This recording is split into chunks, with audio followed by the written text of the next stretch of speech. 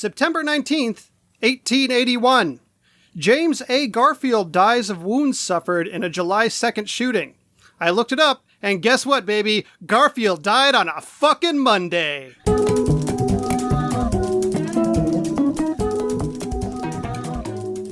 Welcome to The Revisionists. I'm Brian Flynn.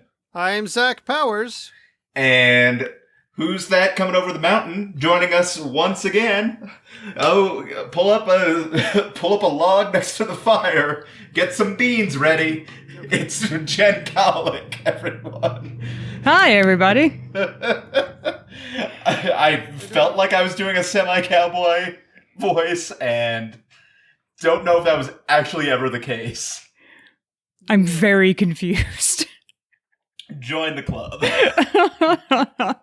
You also 100% were just doing your normal ass voice. Perfect. Well, good to know. I have a smorgasbord of accents. This is my cowboy voice. This is my the other one. Not Charlton Heston. Who's the other one? The other one besides Charlton Heston, Abraham Lincoln, Renee Zellweger, Clint Eastwood? Everyone from Abraham to Zellweger. Simba from The Lion King. He was in Pulp Fiction. Christopher Walken. Thank you. He's not the other one. I mean, when you're not talking Charlton about Heston. I'm gonna give you Charlton points. Heston. Christopher Walken, Charlton Heston, different people. They're not like a famous duo or something, though. Like, one doesn't not have like Abbott and Costello. anything to do with the other. You never saw Heston and Walken meet the mummy? No, like, one was Moses in that stupid movie, and one might know how Natalie Wood died. They're completely different people. Christopher Walken is not the president of the NRA, because I ain't a fucking member. I mean, neither is Charlton Heston, because he's been dead for, I think, like 10 years. I mean, he was, though, to be fair. Amount of time. Somewhere between 10 and 20. Oh, man. I am firing on all cylinders this evening. Anyway, this time, this is a podcast in which, it's a comedy history podcast in which we talk about a person or event from history. One person gives the real version of that person or event, as it is, fucking gift wrapped for you by the government and shoved down your throat in school. Just like the man says it happened. And somebody else gives another version that they made up or read on the QAnon boards. I don't know. But those are the only two options. Yeah, and if you read it on the QAnon boards, someone else made it the fuck up. So. Yeah. I really hope that's not something we have to clarify. But just in case. And then at the end, we vote on what becomes the true history of this brilliant blue spinning marble, blah, blah, blah, blah, blah. You know, all my adjectives and then the word marble going forward. I'll fix it in post. Yeah. Maybe I'll just pull up a thesaurus. I don't know why haven't I done that yet? I could just read, like... Azure, Cerulean, Cobalt. Anyway. This time we are talking about, I believe, National Hotel Disease? Mm-hmm.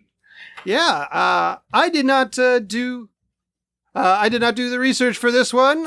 Instead, Brian and Jen are going to take control. I think, is Jen doing the reel? Yes. Yep. Okay. So that's where we're at.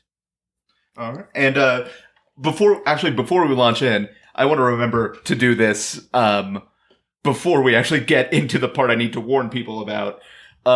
This, like the Jon Snow episode and its discussion of cholera, is going to feature some poop talk and some other gross stuff. So just a heads up. The original alt title for this podcast, Poop Talk. Poop Talk. Is that a warning your listeners need?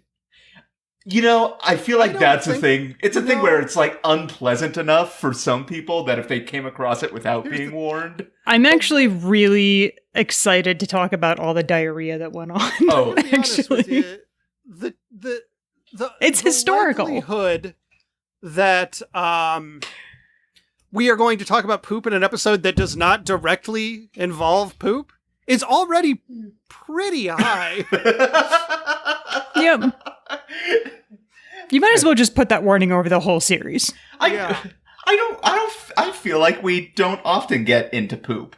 There are a number of bodily emissions that we might talk about. Yes, in yeah, this no, show. other everything else fair game. But I feel like we tread lightly with You know poop. what? I don't think we've ever done an extended bit about boogers. So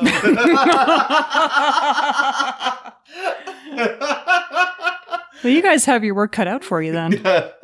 Now I'm gonna be trying to jam boogers into everything. It's like third grade all over again. So Jen, whenever you're ready, take it away.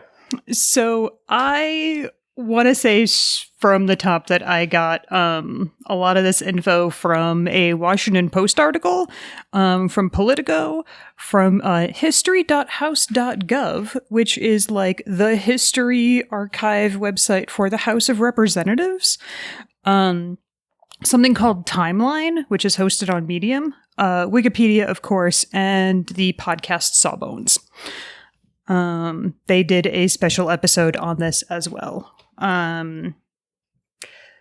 So National Hotel Disease, spoiler, it was probably just dysentery.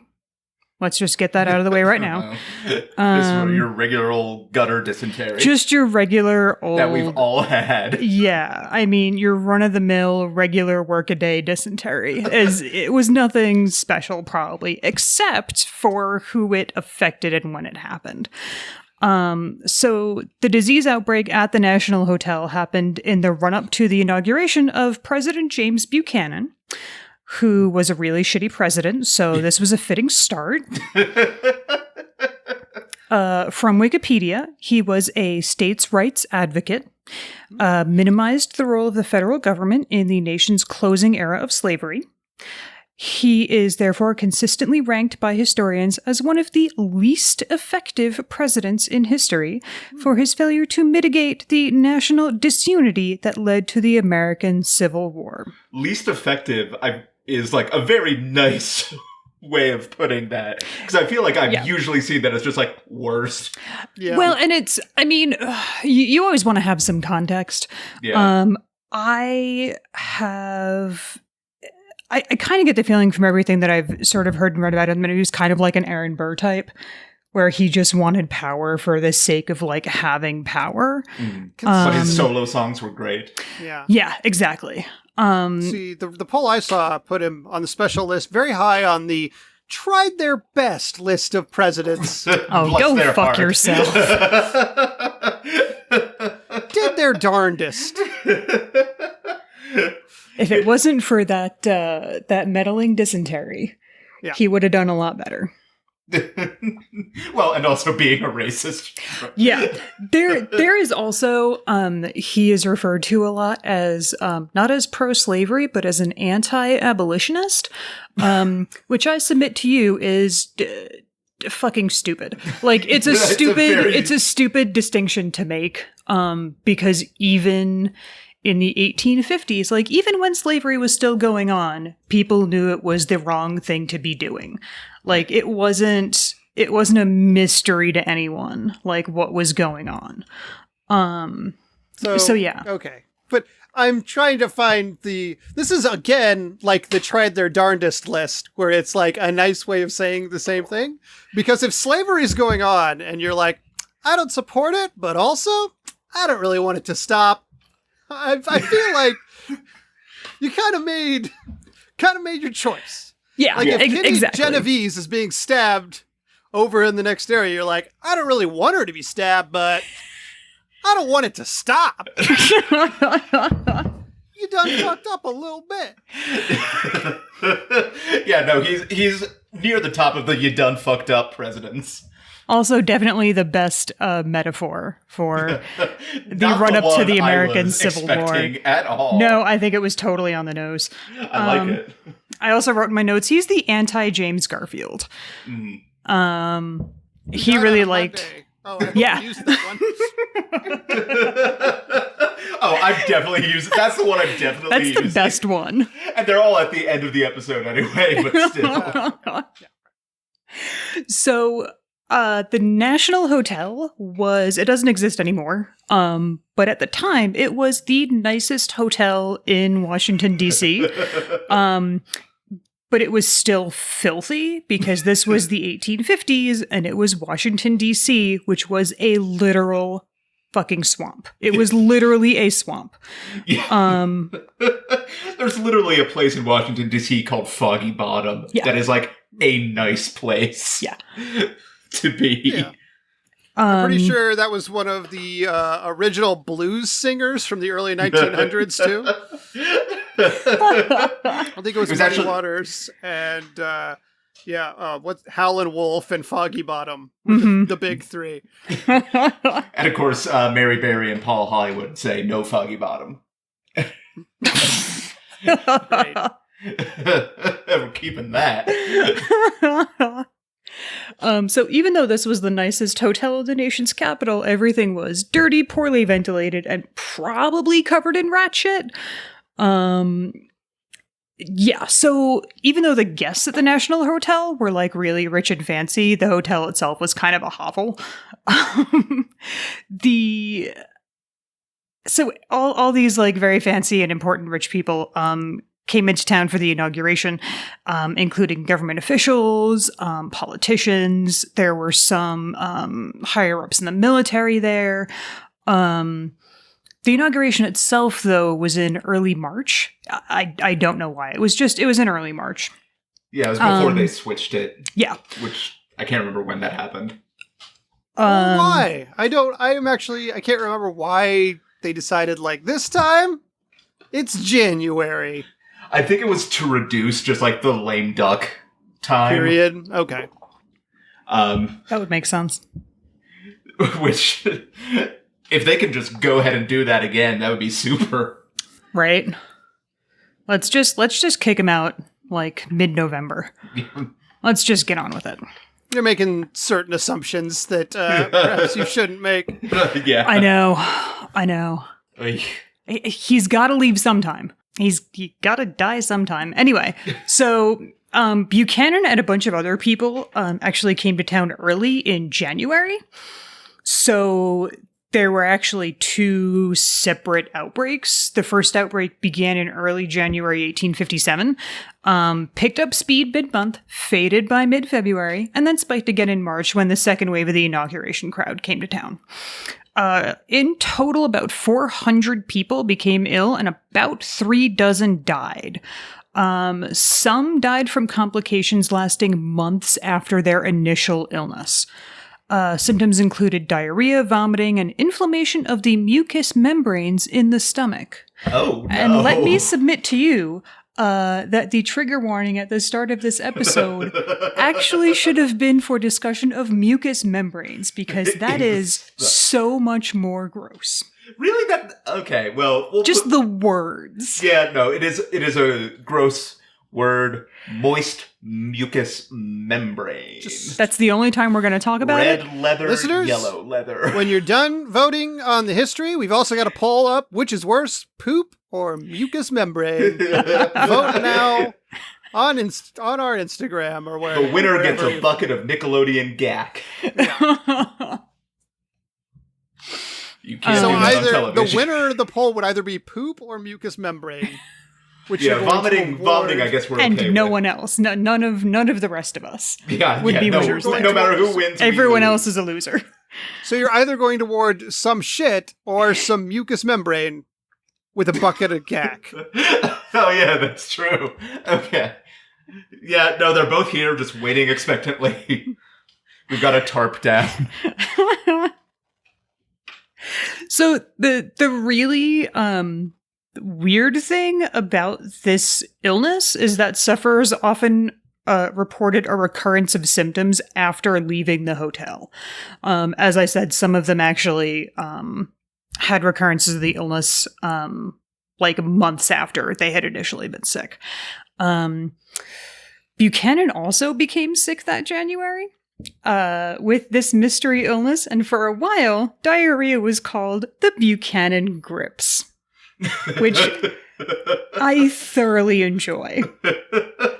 That's one of my favorite things about this story. There's one better coming. Should bring that back. Why did that fall out of? Just because nobody remembers who Buchanan is because we are terrible at remembering our own history. I think this would be a fitting reminder. Yeah, no, I submit that even if no one understands the context, if you were to say, I got the Buchanan Grips, I got to step out for a minute, people will be like, no, he is undergoing an ordeal right now. Yeah, you can kind of infer, I think, from context what's happening in your pants there. Anyway, a doctor also traveling with Buchanan became ill as well. This doctor, Jonathan Foltz, believed that the soup served at a banquet for the president and his guests was the cause of the illness. So basically, he thought it was just food poisoning. There was also a major, I guess, in the army among those who were sickened and died.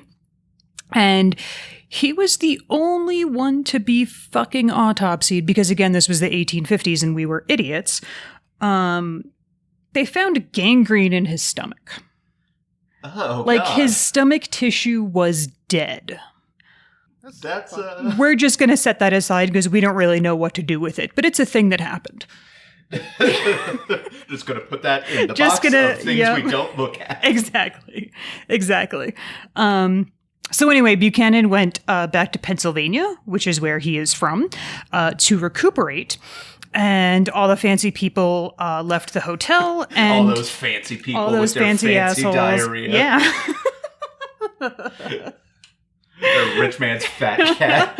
Uncontrollable Buchanan Grips. And once the president-elect left the hotel and all his guests left, incidences of the disease fell sharply. Because of this, and the fact that Buchanan was an anti-abolitionist and was first sickened before he was even inaugurated, the illness proved to be ripe fodder for conspiracy theorists. Probably also, the fact that no one knew what the fuck it was had something to do with all the conspiracy theories. Surprise, there were conspiracy theorists back then, too. Oh my God. Also, so one of the, so someone wrote a book about National Hotel Disease, and it came out in 2014. Mm-hmm. And there was a review of this book in the Washington Post. And the person who was writing the review was like, well, not much has changed. There was a lot of I can think of a few economic things. inequality in Washington in those days. Like, freedmen's shacks were literally like barely standing next to like rich people's mansions. And gentrification also was still happening back then too. City officials would triple or quadruple the value of freedmen's land to make it unaffordable. And then white people would come in and buy it up. Also conspiracy theories. And the person writing the article was like, oh, a mysterious disease outbreak? This is just like Ebola. Remember Ebola, guys? Remember when Ebola was like the huge problem the world was facing? Sure. Yeah, almost quaint, but not quite. Because I feel it's bad still saying that because Ebola. Yeah, it's still Ebola. In no way affected people who look like me, so I feel bad saying that. Yeah, If you got it, it's pretty nasty. Yeah, that's the thing. I mean, it's, the global impact was nowhere near, but it's still fucking Ebola. But anyway, so more than one newspaper speculated that guests had been poisoned in a plot to assassinate the president. Political rivals, abolitionists, and freedmen working at the National Hotel were all blamed. Never mind the fact that there were no freedmen working at the hotel. All their staff were white. Yep. Just gonna throw that out there. It's never stopped a conspiracy theorist before. I know, right? Buchanan was so concerned about the rumors, partly because it would cast a shadow over his inauguration, but also partly because he was friends with the owners of the hotel. He wanted to start his presidency with a clean slate, and so he went back to the National Hotel to stay there again right before his inauguration. And he got sick again. And he was super sick during his inauguration and for a long time afterwards. Now, I want to pause here for a moment. I'm not a historian, but according to my reading of the historical record, this means that there is a chance that during his inauguration, President Buchanan may have shit his pants.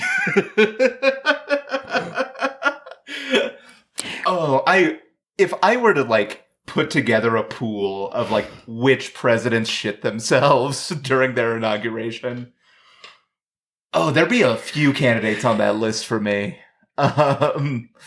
Buchanan, Obbs, Grant, maybe. Oh, I feel wasn't he kind of a drunk? Yeah, but I'm fond always of bet Grant. on the drunks. Yeah. I don't know. Maybe McKinley. I could see McKinley. Yeah. Yeah. Actually, yeah. The more I think of it, the more I think McKinley, and of course all the first 10, because that's just what you did. There were no toilets back then. No, it was you just shit on the floor and magicked it away. I think you're thinking of something else. I don't know, probably. That sounds right. Anyway, that's my favorite part of the whole story. The world is, we've officially turned a corner on that. You're not supposed to talk about your fucking house anymore. You know what? I'll say it. Thanks, J.K. Rowling. You killed the most annoying talking points of our generation. Your rampant transphobia means people are too embarrassed to talk about their fucking Hufflepuff shit anymore.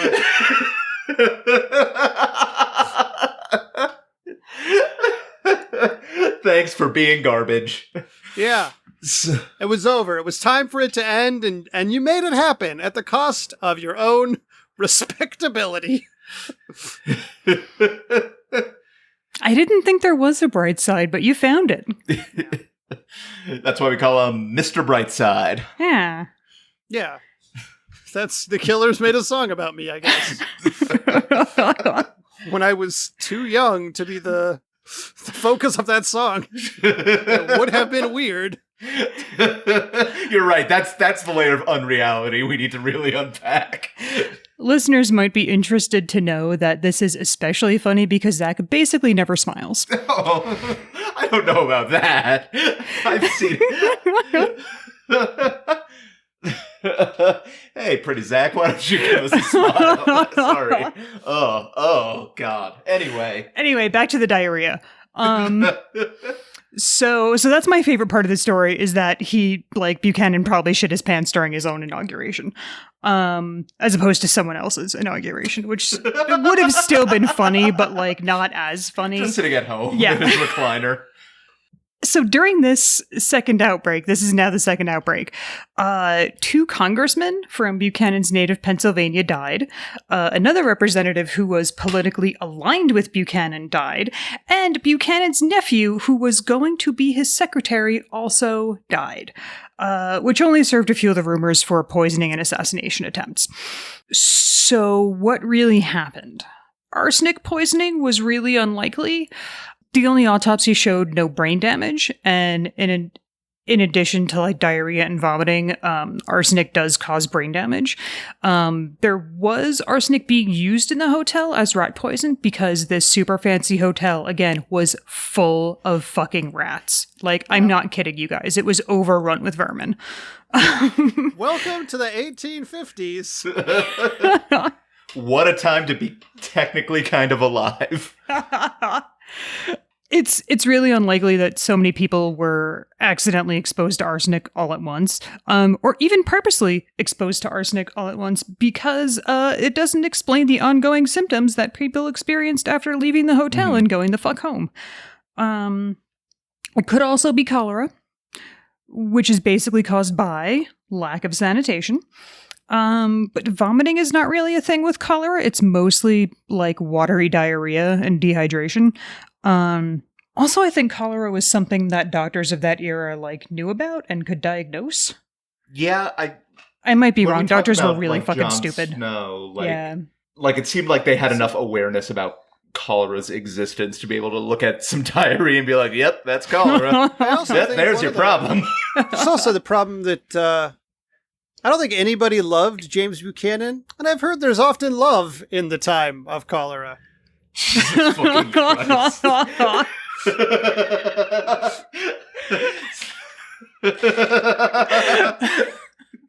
damn it. Now I feel like I'm gonna have the Buchanan grips just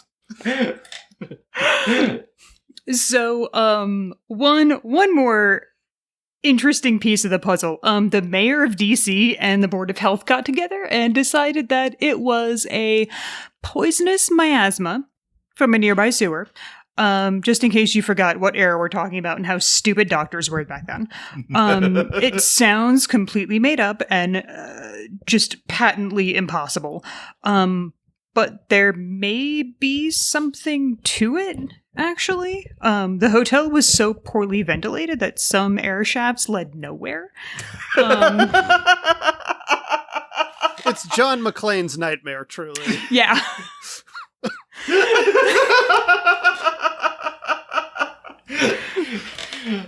Your feet are full of broken glass, and the air shaft you're in just ends in a brick wall.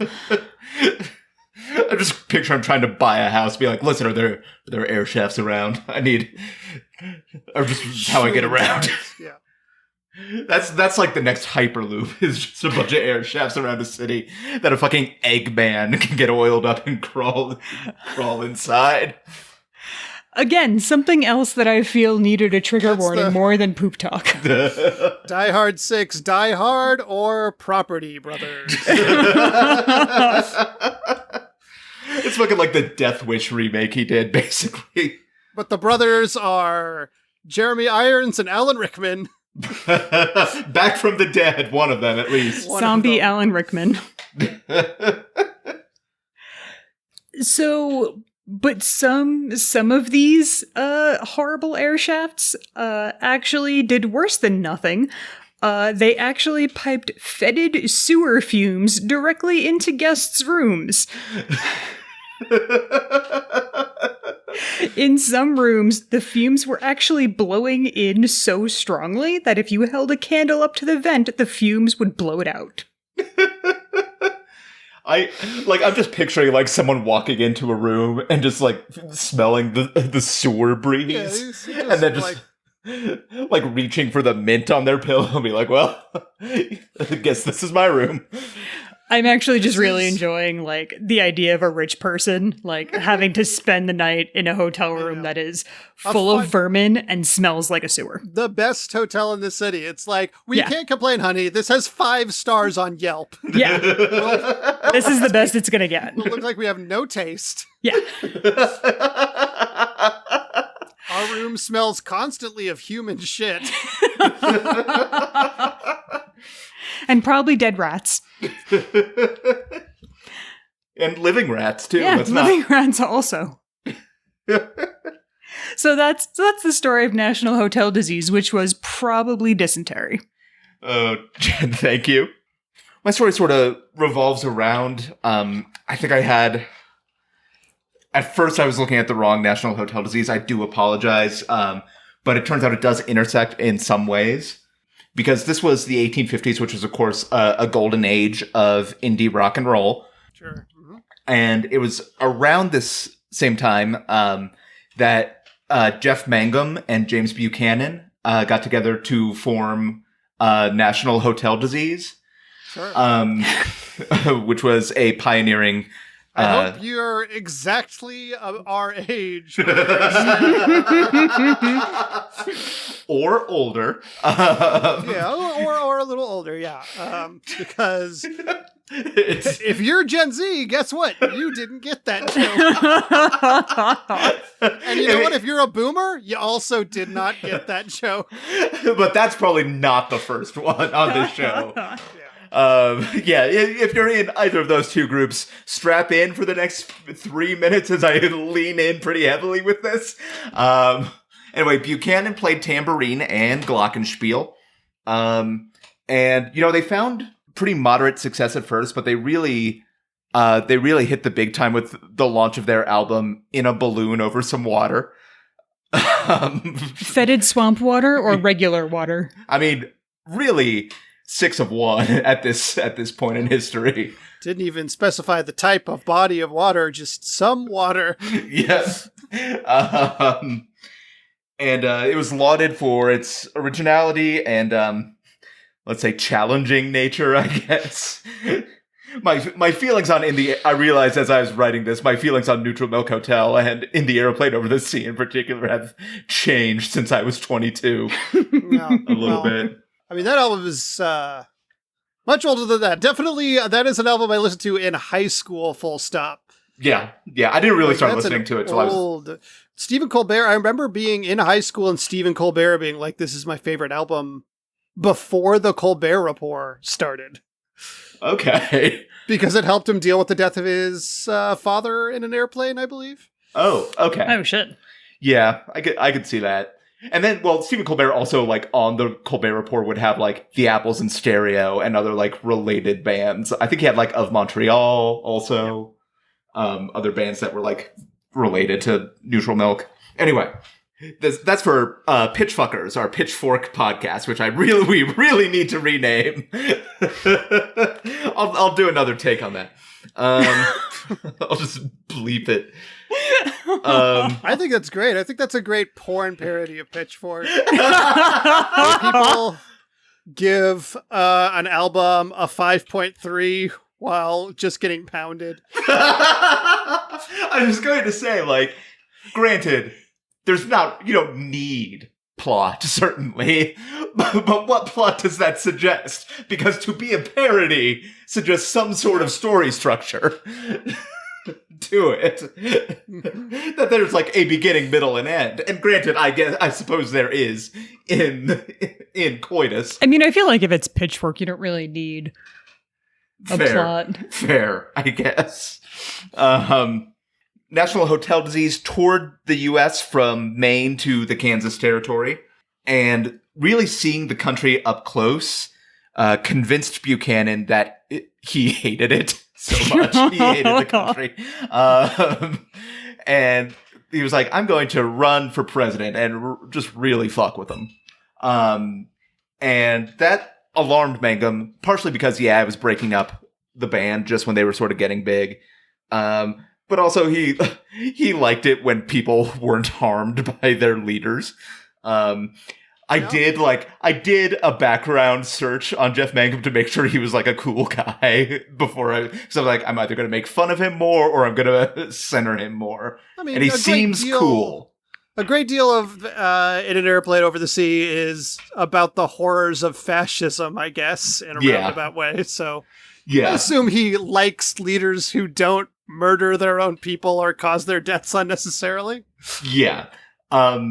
He and his wife are also both activists for people dealing with insurmountable debt issues. So nice. So anyway, Jeff Mangum, this is Jeff Mangum senior, quit music and started playing the long con. And what he did was he worked his way up the competitive world of Washington hotel kitchens. He started at the bottom rung with sort of the hotel that's more shit than drywall, really. His main responsibility was killing rats in the kitchen. Yeah, basically. Or, just if they're not causing any trouble, kind of letting them be. So he moved up to the next step up, which was just, it's basically the grades from F to A are like different degrees of how much poop is everywhere. Mm-hmm. He works his way up with I'm assuming each one stands for something. F. Feces, feces, feces. Well, that sounds positive. D. Dookie, dookie, dookie. C. I don't know. Crap. Yeah. B for beamers, beamers. And A. For almost no poop. Ain't no poop here. Yeah. Actually, yes, poop, but not a lot. B for bit of poop. That's the worst, that's the worst Halloween candy. That joke is for anyone whose dad enjoys bit of honey. Also the worst Halloween candy. I think Smarties are actually the worst Halloween candy. I fuck with Smarties, I'm not gonna lie. You know what? They're not challenging. That's sort of what I like about them. Smarties are an approachable candy. I don't care for Whoppers. I love Whoppers. I could understand but I understand. it though. Yeah, I could understand that. The texture is kind of weird. And as someone who had a lot of fillings, Maybe. even as a child, no Milk Duds, please. You know what? Now that I'm an adult, I haven't had Whoppers about 10 years, maybe my refined palate is ready for a Whopper. I wish they had dark This chocolate Halloween? Whoppers. That's my only thing. This Halloween, I'll try a Whopper. It was like when I got to college. This is a true story. And I was like, and I wrote this in my farewell. We had little autobiographies in our, Brian and I were both in plays. Yep. And when we were in the shows, they let I us write remember our this. own little biographies in the playbill. And my biography was, this is Zach's final play with Columbine. When he gets to college, he hopes to finally eat a Toblerone. And I did, my friend.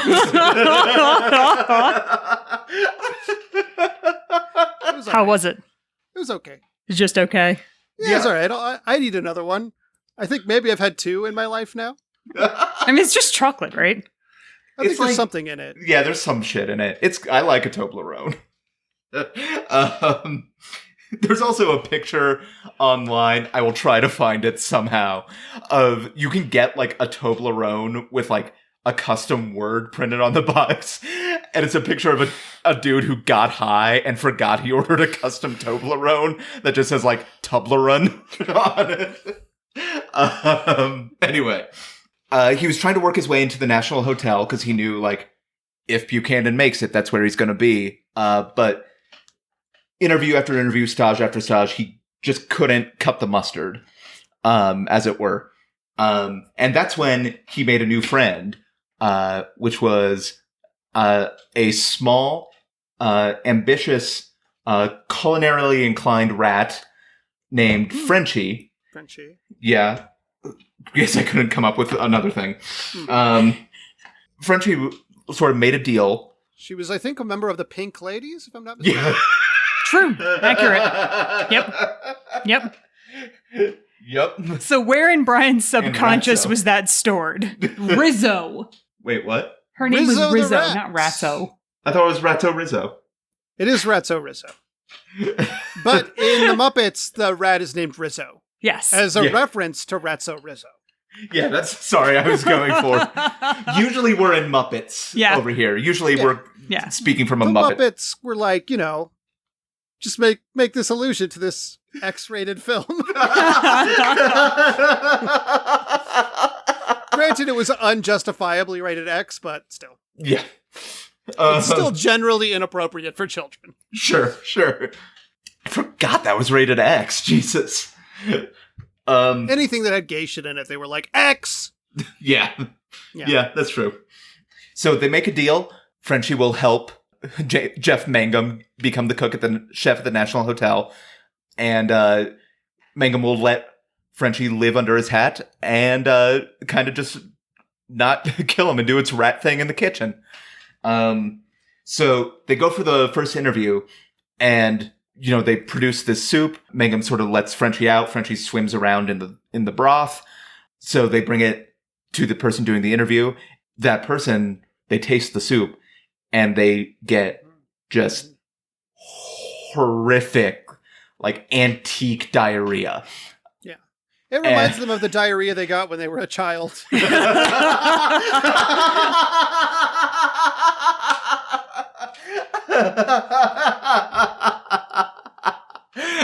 Perfect.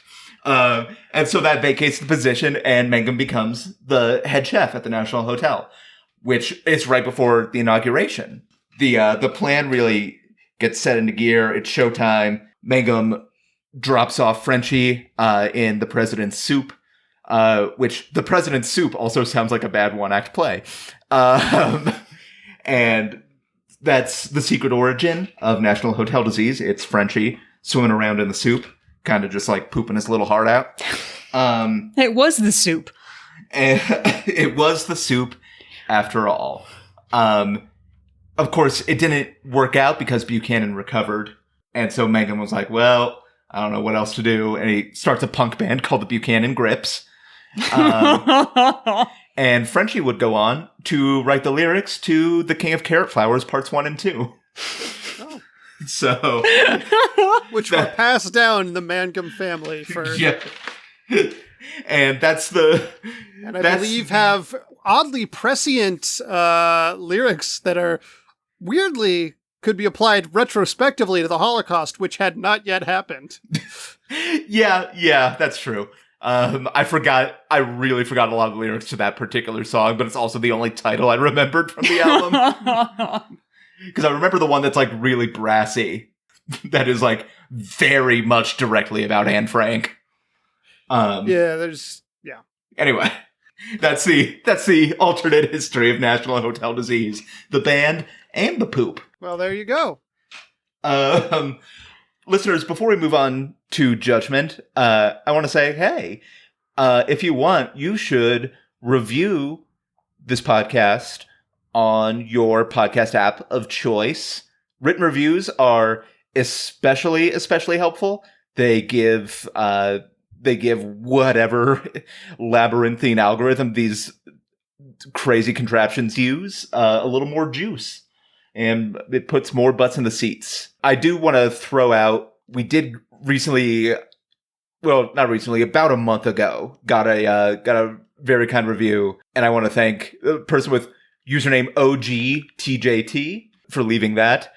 And I just want to say, because they mentioned that their favorite aspect of the show was me learning about drugs, that don't worry, there's plenty left for me to learn about drugs.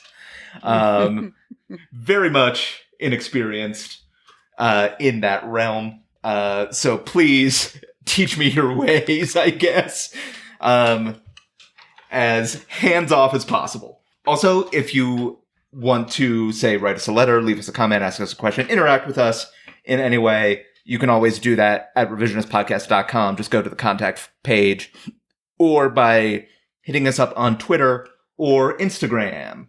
Also Facebook, but also Facebook is evil, and also owns Instagram. So we'll see about that.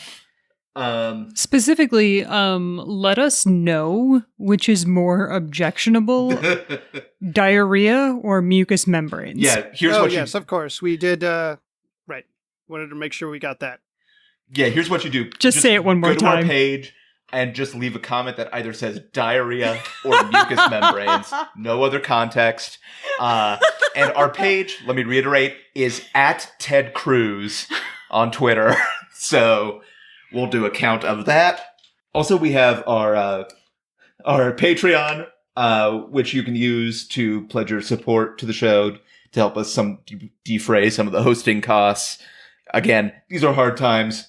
We're not expecting really you to be able to do that, but if you can, It'd be much appreciated. Speaking of hard times, plugs.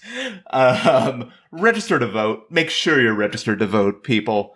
That's not just for the big one, but for all the down ballot races also, because those have a large impact in the day-to-day lives of people. Aren't sheriffs elected in a lot of places? Yeah, sheriffs are indeed. Sheriffs are elected, mayors, city council, but also school boards.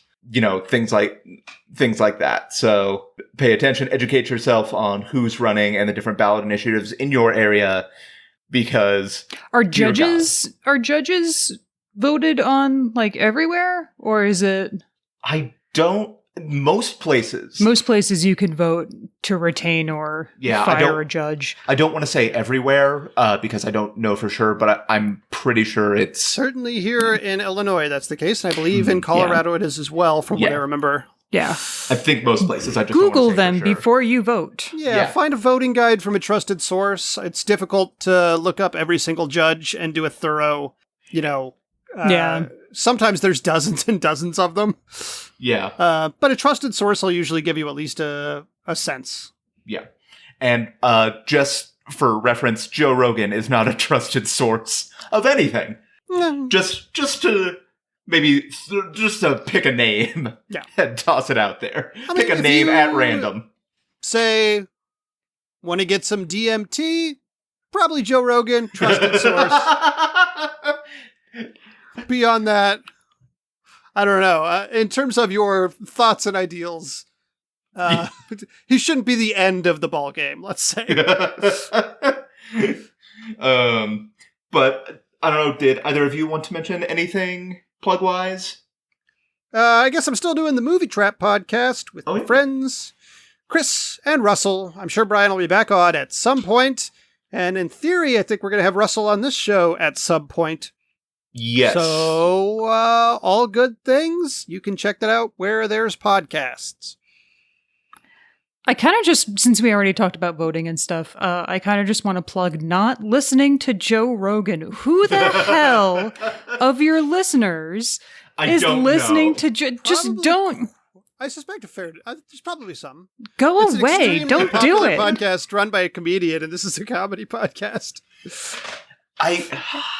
I hope there's not a lot of... we're also like a very different vibe. Yeah. I think than Joe Rogan. That's kind of what I was... Yeah. But I don't know. Maybe if you're that one dot in the Venn diagram... Either give us money or go away. Make solid choices in your life. Anyway, that brings us to Judgment, which falls on Zach's shoulders. This is one of those ones where the real story has a lot of open ends that are speculative guesses about what really ended up happening. So, for example, like what the actual cause of the disease was is unclear in the actual version of events. And I always like a little closure. Plus, the alternate had copious references to to Neutral Milk's Hotel in an airplane over the sea. And you know what? This is a podcast that started in a little city called Denver, Colorado, and in an airplane over the sea was recorded in a little city called Denver, Colorado. Oh, yeah. Right where Lincoln Park and Capitol Hill meet, down there on Spear. That's where the record was recorded. And so it feels like it's right to give a little bit of a Denver history its due and vote for the alternate. Well, listeners, as you're hearing this, voting is now open to our Patreon donors, and then check the Instagram feed next Wednesday for the final round of voting on that. But Zach, thank you, as always. Of course. Jen, thank you. You're welcome. For everyone here at The Revisionist, I'm Brian Flynn. I'm Zach Powers. Dousing this campfire, getting the chili ready to store, putting it on the horse. Putting it on the chili horse. All right, well. I gotta go. Get a rope is my response. That's the correct one. I'll use rawhide for the outro music. That's a reference for people who are probably debatably older than millennials. Perfect. Have a good time.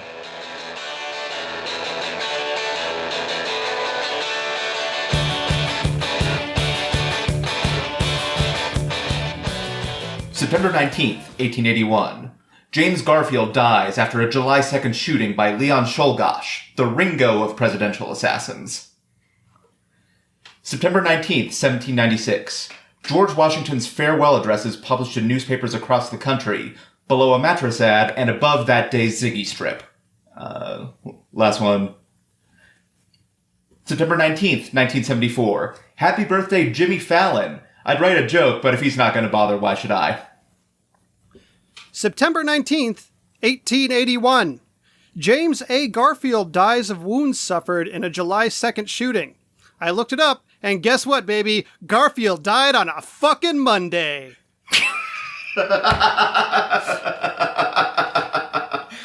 Cool. I got a couple more. Yeah.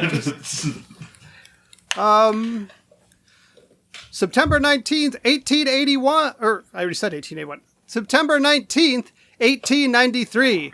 In New Zealand, the Electoral Act of 1893 gives all women in New Zealand the right to vote.